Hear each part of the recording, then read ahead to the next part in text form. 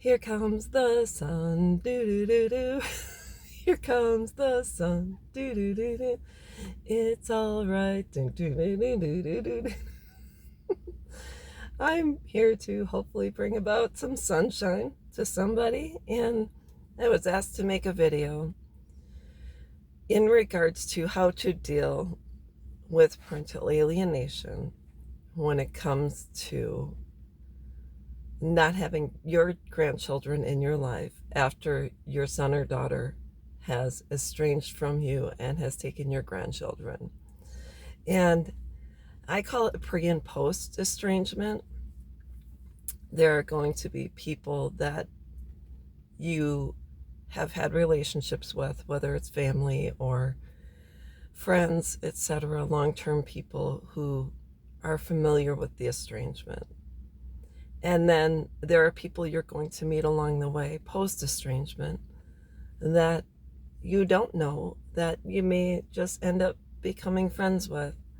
And what it's like to have to answer the very difficult question: how many grandchildren do you have? How often do you see them? Do you have pictures of them? Tell me all about them, because they share pictures of their grandchildren, and they've seen them, they've spent time with them, they've been in the room when their daughter or daughter-in-law has given birth. They've been a part of their grandchildren's lives from the get-go, and you currently are not involved, or it's just a recent choice your son or daughter has made to estrange. I have been going through this for 10 years. I personally have not met any of my grandchildren. My youngest daughter has, I believe, 4 children. And I believe I know the first 2 names, but the second 2 I'm not familiar with. They do not know I exist, from what I believe. And it's just not a relationship I have at this time. And it sometimes happens on a daily basis that you're walking around and maybe you run into an old friend, or you meet someone new, maybe because I go to the dog park where I live. So you meet new people and you form new friendships. And a lot of people have grandkids out there, especially, when you reach the age of 50 or older, 40s, 50s, older. And everyone is discussing their grandkids. What do you do?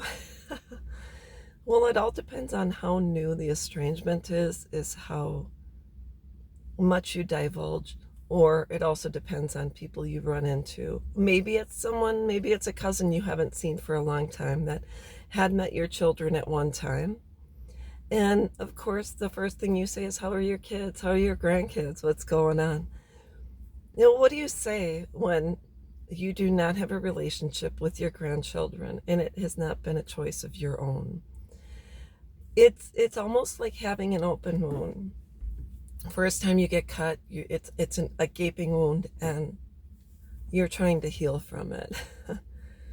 And there's a lot of pain involved. There's a lot of what ifs, a lot of unanswered questions. And a lot of times you'll say, well, you don't really know what to say, because you're full of shame, guilt. Because the first thing people ask when you would disclose, I have not met my grandkids, or I haven't seen them in a while, is why, what happened, what's going on. And a lot of it, because it's so fresh, it's very difficult to talk about. It's painstaking. It is almost like having this big, huge Band-Aid on you, or if you've ever been waxed, even had your legs waxed, when you rip the wax off, it's god awful. It's so incredibly painful. So it's almost as if you don't want to pull that wax off, you don't want to pull the Band-Aid off, you don't want to expose the wound. So for me, I'm just going to say, initially when people would ask, I would start crying. I would say, I don't know. Please, can you find out? Please, will you call my daughter and ask her? Please beg her. Please say, I'll do anything to see my grandkids, anything to meet them. And you almost want to recruit people to get information for you. But it's not necessarily the healthiest thing to do. So I say, when someone asks you, what I do is I take a deep breath and I say, we haven't had a relationship for a while, and I really currently at the time don't have any information. And I really don't have much to add at this point. If I knew, I would let you know, but it's not something I'm aware of at this time. So that's one route you can go. Because the first thing we want to do is scream at the top of our lungs, please let me see my grandkids, please call me, please let me see a picture. And when it doesn't happen, it's almost like I had to get a grip, because I could be a broken record and repeat myself over and over and over again and go through my pain over and over and over. But it can be really off-putting, because someone that you're talking to may be going through a struggle of their own. Sharing that there has been a disconnect, you don't have any information at this time, it may allow you to bond with someone else who's gone through an alienation, who has not seen their grandkids for a while, or where there has been a fracture in the family. So I like to keep it short, sweet, and to the point. I don't know at this point. It takes a while to get to the place where you don't want to cry when someone asks. It takes a while. It takes longer than that if you're not ready to accept it as it is and say, this is my life. Now this is what I've been given. Now this is on my plate. How am I going to make the best possible meal out of this? And what I did, although I was scared to open up to new people, I opened up to other family members who have children around my grandkids' ages, and I gravitated towards them. And I have a relationship with my cousin's children, 3 little boys around the same age as my grandchildren.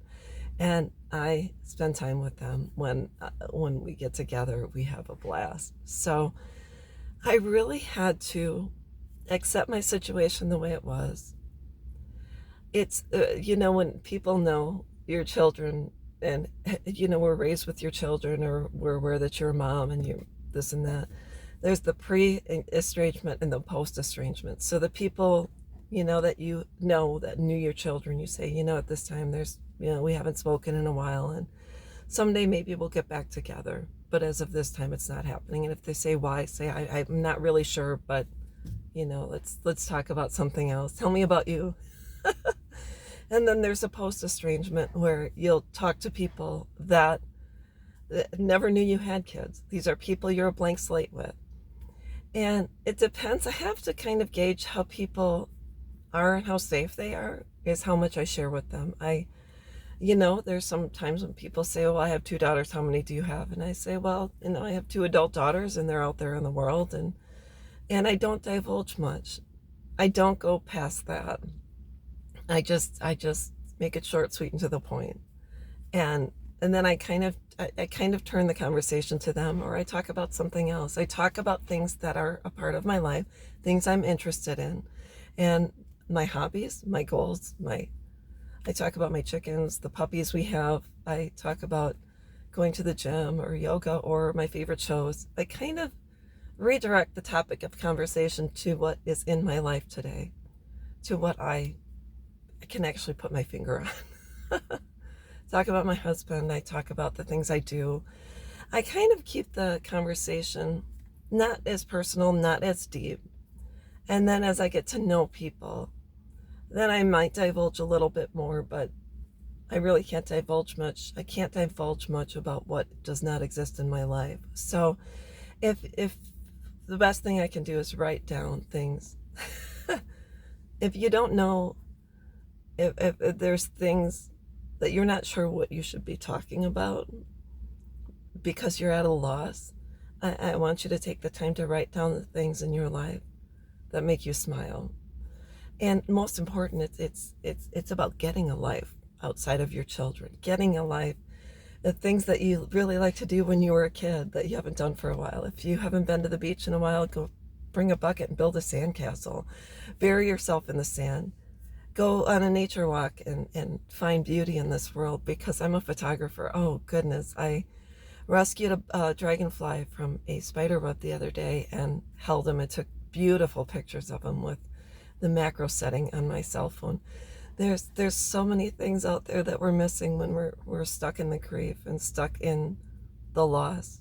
And I'm just telling you, the more you can look outside of your situation with your children and your grandchildren, and the more you can find the beauty in this world around you, that's what has helped me gratefully. Sorry, I don't want to cry. But don't cry. Don't go too much into it. Short, sweet, and to the point. Get a hold of it. Don't let it consume you, which is very difficult when someone's ripped children out of your life. And don't try to find joy. Try to find other littles. I call them the McLittles. McLittles you can invest in. Just whatever it takes for you to get a hold of it and to bring any kind of joy back into your life. That's what we're here for. It's not to be stagnant and not to be lost and not to be broken. We're here to be filled every single day. And I remember in science class, the teacher said, "Okay, I'm gonna fill this jar with marbles. Is it full?" And you'd say yes, but then she was able to pour sand, and the sand went around the marbles, and she says, "Is it full?" Yes.